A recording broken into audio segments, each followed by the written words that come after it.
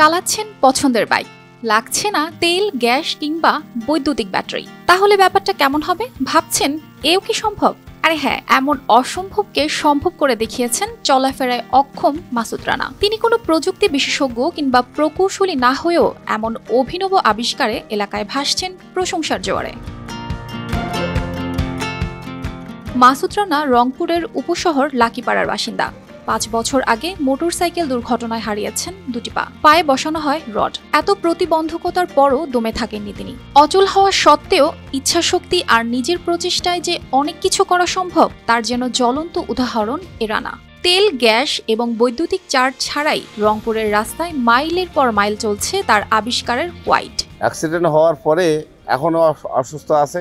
উনি মোটরসাইকেল চালায় না, এখন এই মোটরসাইকেলের মতো 4 চাকা গাড়ি করছে। দীর্ঘদিন যাবত উনি দেখছে এবং পরিকল্পনা করছিল মনে মনে যে একটা গাড়ি তৈরি করবে।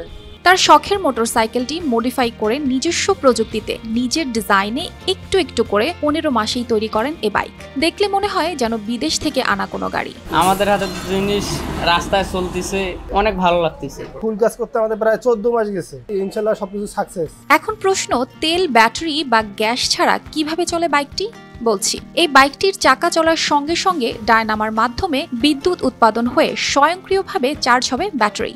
কোনো ধরনের জ্বালানি খরচ ছাড়াই যাওয়া যাবে দেশের যে কোনো প্রান্তে, যার চলার গতি হবে 60 কিলোমিটারেরও বেশি। বাইকটি তৈরিতে খরচ হয়েছে প্রায় 4 লাখ টাকা। এর সম্পূর্ণ ডিজাইন এবং সম্পূর্ণ ম্যানুফ্যাকচার আমার পছন্দের জায়গাগুলোতে করা হয়েছে। এর খরচ 4 লাখের মতো পড়ে গেছে। হয়তো বাণিজ্যিকভাবে উৎপাদন করলে এটা খরচ অর্ধেকে নেমে আসতে পারে। যদি আমাদের মতো ছোট উদ্যোক্তাদেরকে সরকারের তরফ থেকে কোনো সহযোগিতা করা হয়, তো আমি মনে করব যে এটা আসলে বাজারজাত করলে আমাদের বাংলাদেশের মানুষ অনেকই লাভবান হবেন, উপকৃত হবেন। দেখতে বেশ আকর্ষণীয় 4 চাকার কোয়াইট বাইকটি রীতিমতো হইচই ফেলে দিয়েছে গোটা জেলায়। তার আবিষ্কৃত বাইকটি দেখতে প্রতিদিন উৎসুক জনতা ভিড় করেন তার বাসা ও কর্মস্থলে। গাড়িটা যেখানে রাখে সেখানে অনেক দর্শক হয় এই গাড়িটা দেখার জন্য। প্রথম দেখলাম তো গাড়িটা মোটামুটি দেখতে খুব সুন্দর লাগে, আমি তাকে থাকি। পা হারিয়ে ইচ্ছাশক্তির জোরে নিজের শারীরিক প্রতিবন্ধকতাকে জয় করে 4 চাকার আবিষ্কারক মাসুদ এক ব্যতিক্রমী উদাহরণ। পা হারানো শারীরিক প্রতিবন্ধীদের জীবন যুদ্ধে চলার পথে বেশ সহায়ক হতে পারে এই কোয়াইট বাইক।